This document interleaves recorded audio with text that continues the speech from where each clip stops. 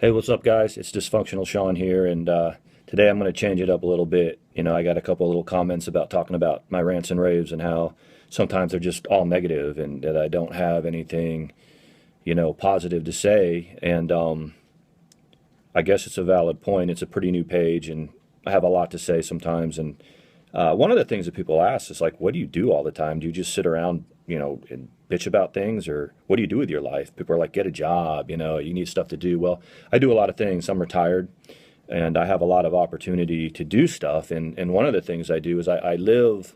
It's dreary out, and I'm staring out at the ocean right now. It's my sliding glass door.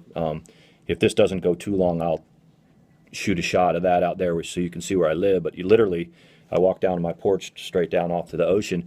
And one of the hobbies I've taken up just over this winter is it gets me in shape. I walk about 4 or 5 miles, weather permitting. It's terrible today. If you look at Doppler weather up the East Coast, it's just horrible out. But when I've learned to look at the winds and look at the tides and look at the moons, and what North Topsail Beach, North Carolina has is one of the finest places in the world to search for Megalodon shark teeth.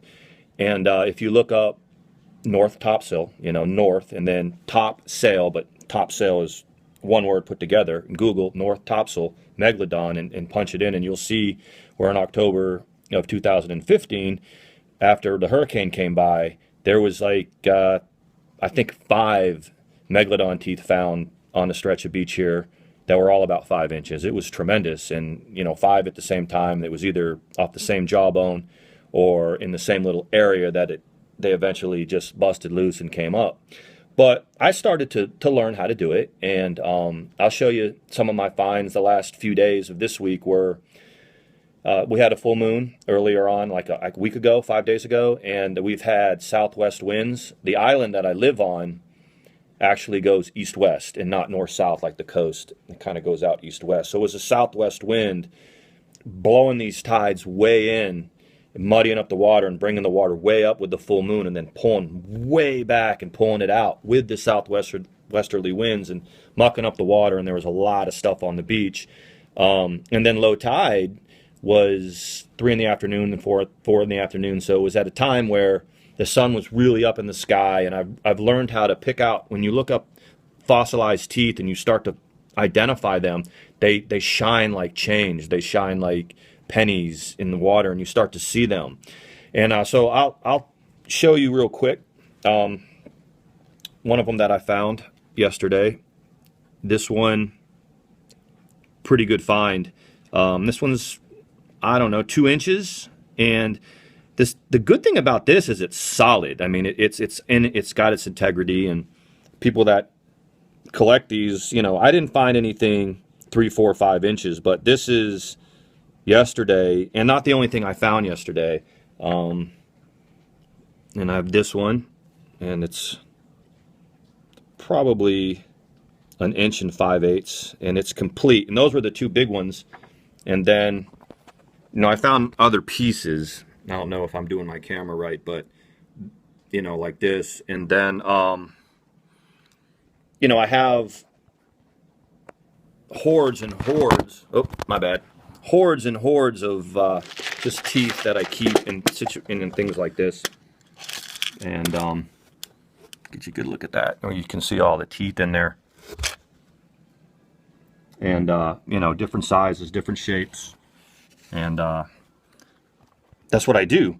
And I'm starting to get pretty good at it. And like I said, I haven't found any record-breaking things, but I guess this is about 2 inches, and I guess the rule is, they say, it's for every 1 inch of tooth it's 10 foot of fish. So that would make it a pretty small Megalodon. Now I know this one's been identified as the grandfather of Megalodon. It's like Articulus or some of the experts. I'll put some tags in the video, and maybe you can see and give me some advice. It's smaller, but it's actually grandfather of Megalodon, and this fossil is actually older than Megalodon. They can be 2 to 30 million years old, these things, which make them pretty amazing. And then you can find hordes and hordes of like little like this is missing an end, but it's over 1 inch. And then the smaller ones, I think, are Makos, but they're still fossilized teeth. But when you get something that's 2 inches, there's no makos out there swimming around that are 20 feet long anymore. Maybe, how many ever hundreds of thousands of years ago. I'm not that smart on it. And then in that little box I just showed you, I've learned, what tiger shark teeth are, the lemon sharks, the bull sharks. Some of them are a little bit harder to identify, like blue sharks, hammerheads, and things like that. Something that I've never found is a nurse shark. They're kind of like serrated, and they actually look like more than one tooth in there. And I've never found those, and I've been told that they don't stand out quite as much. They look more like shells. So anyway, one of the other quick things I wanted to show you was this piece that I found, and it is, before somebody goes in and says, well, that's just a piece of metal or whatever, I understand big pieces of bone when I find them, and this is the lower piece of a tooth that would be tremendous if it was full.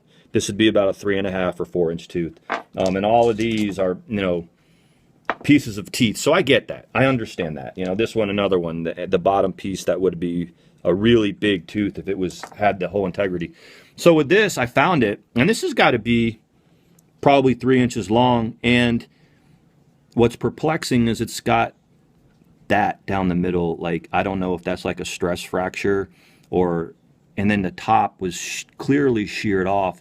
So, and it has about the same weight as the fossilized bone. So I don't know if it was a tool or metal of some sort. It seems too light to be metal, but it's definitely very, very old. And I dug down I have this special little honey hole where I find this stuff, and it's literally only 4 feet wide.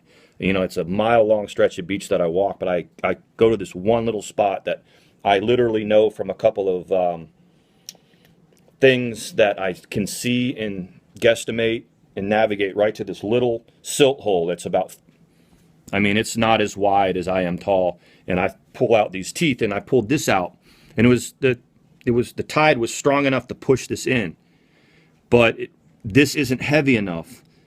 If it was too heavy, it wouldn't have come in like this. So I don't know if it's bone. I don't know if that is in something like caked on mud, or if it's rust. I don't think it's rust. It might be, but this has definitely changed color. Like, if it was rusty, it would have rusted all the way around, but it has the the decalcified and fossilized characteristics. So I don't know if there's any experts out there that might be able to let me know what this is. Occasionally we find arrowheads out there. We find old tools. There's old colonial style bricks out there. There's Blackbeard's pirate ship, Queen Anne's Revenge, is probably 40 minutes north up the coast where it was sunk. So we have wrecks out here. We have all kinds of different things that are off the coast of North Carolina. And so stuff does wash up. So, little help with this, if anyone could give me any ideas, or I'll eventually figure it out. I'll take it to some historian or something, and they'll tell me. But anyway, that's one of the things that I do instead of bitch about stuff.